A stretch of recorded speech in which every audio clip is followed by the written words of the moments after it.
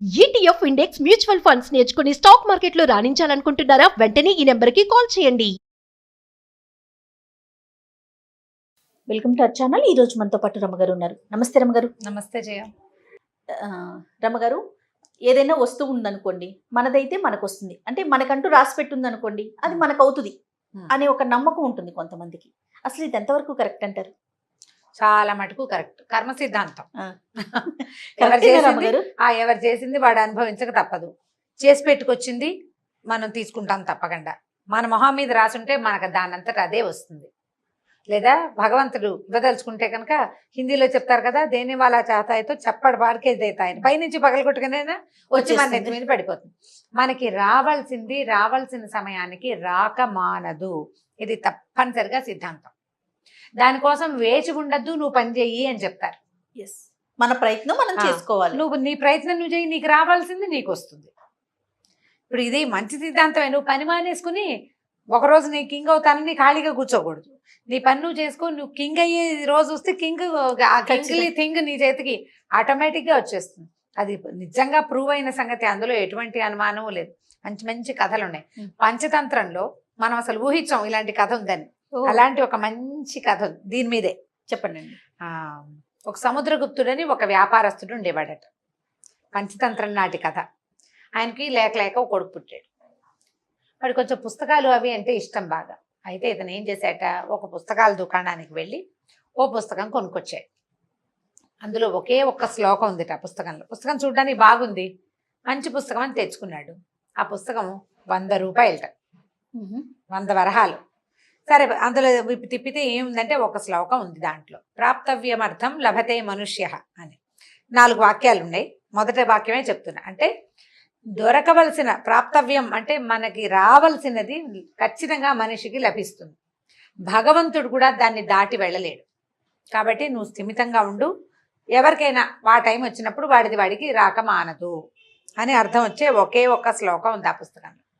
వాళ్ళ నాన్న పుస్తకం తిరిగేసి చూశాడు. ఏమిట్రా ఇది ఒక్క శ్లోకమే ఉంది అన్నాడు. అవును నాన్న, అదే బాగుందని తెచ్చాను అన్నాడు. ఎంత రా అన్నాడు. 100 రూపాయలు అనగానే వాళ్ళ నాన్న కుళ్ళు మండిపోయింది. అసలు బాగుపడే మనిషేనా నువ్వు?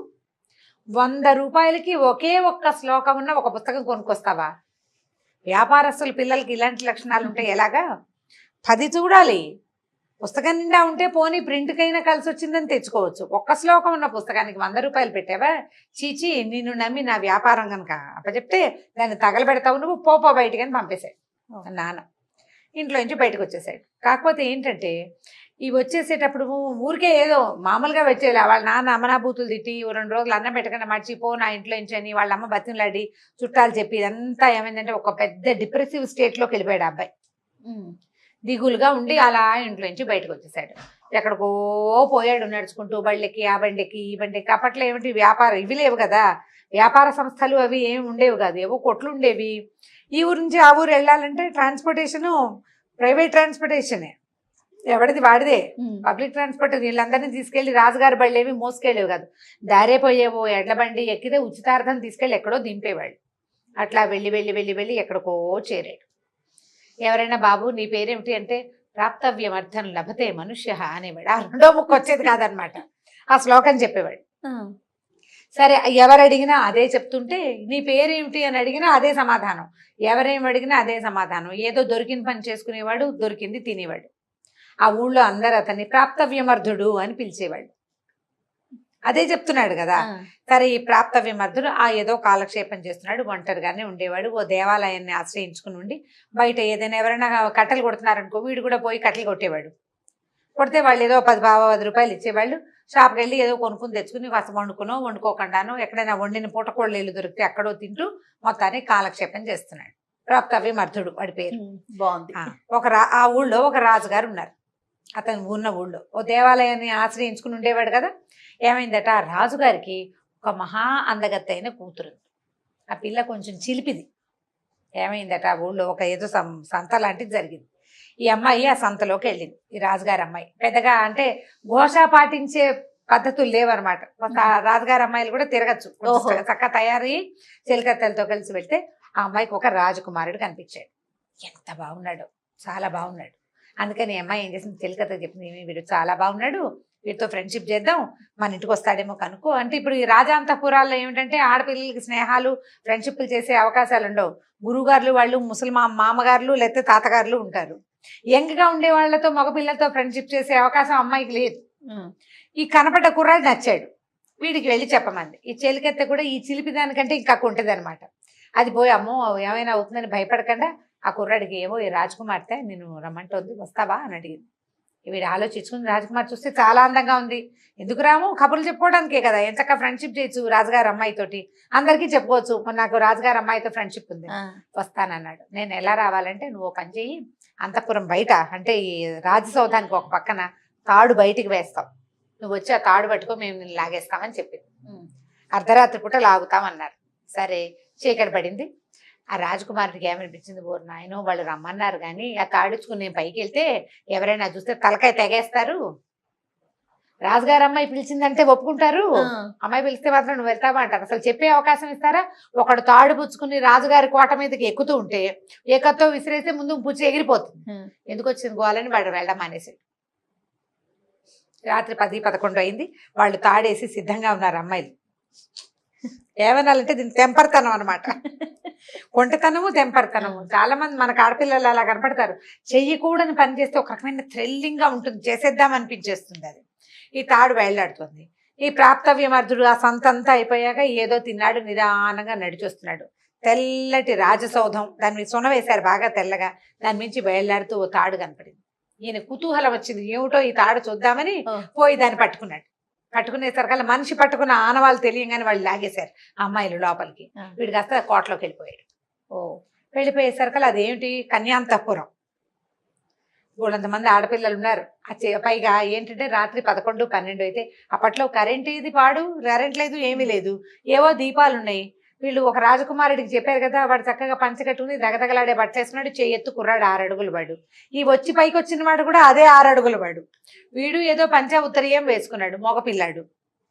అబ్బాయి అని తెలుస్తోంది కదా. సరే ఇక వీడు వాడే కాదా అన్న ఆలోచన చేయలే. ఆ అబ్బాయిని లోపల తీసుకెళ్లారు. ఇదేమో పైగా నిశ్శబ్ద ప్రాణి, 10 ప్రశ్నలు వేస్తే ప్రాప్తవ్యమర్థం అంటాడు ఈయన, ఇంకేమండవు. తీసుకుపోయారు లోపలికి. తీసుకెళ్తే ఆ అమ్మాయి ఇతను చూసింది చక్కగా.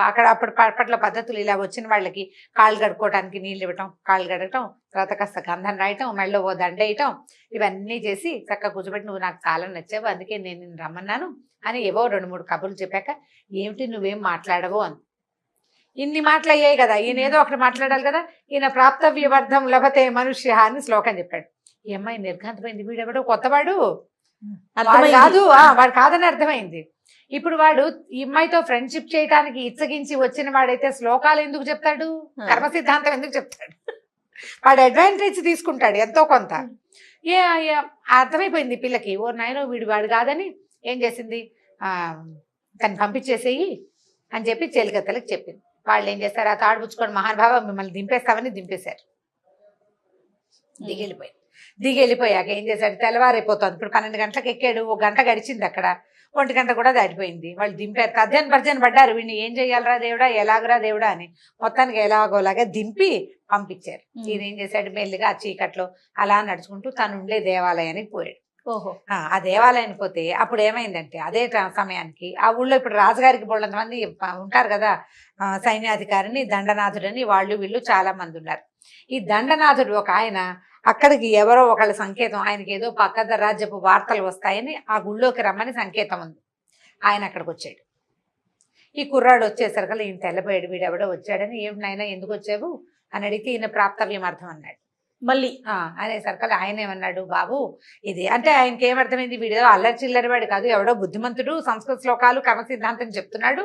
కాబట్టి వీడికి ఏం చెప్పాడంటే, మీరు ఇది మనుషులు ఉండే చోటు కాదండి, ఇదంతా చీకటిగా ఉంది, ఏమైనా వాళ్ళు వీళ్ళు రకరకాల ప్రయోగాలు అవి జరుగుతాయి ఇక్కడ, కాబట్టి మీరు పని చేయండి, ఈ దారి వెంబడి సరాసరి వెళ్ళండి, కుడి చేతి వైపుకి మళ్ళండి, అక్కడ ఒక ఇల్లుంది, లోపలికి వెళ్ళిపోండి, తలుపు తెరిచి ఉంటూ తోసుకుని లోపలికి వెళ్ళండి, ఎడం చేతి వైపు 4-5 గదులు ఉంటాయి, మొదటి గదిలో పోయి నిద్రపోండి, మీరు పడుకోవడానికే కదా ఇక్కడికి వచ్చారు, అక్కడికి వెళ్ళి పడుకోమని తన ఇంటి అడ్రస్ సాకల్యంగా వీడికి చెప్పాడు.